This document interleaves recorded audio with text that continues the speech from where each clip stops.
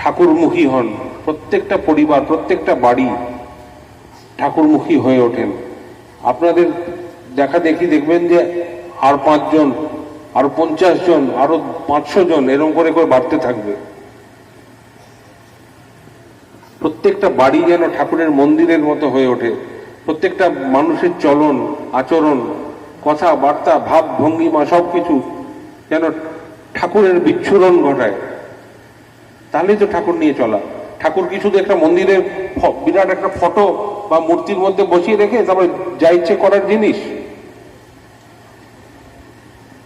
ঠাকুর কি শুধু মন্দিরে থাকেন?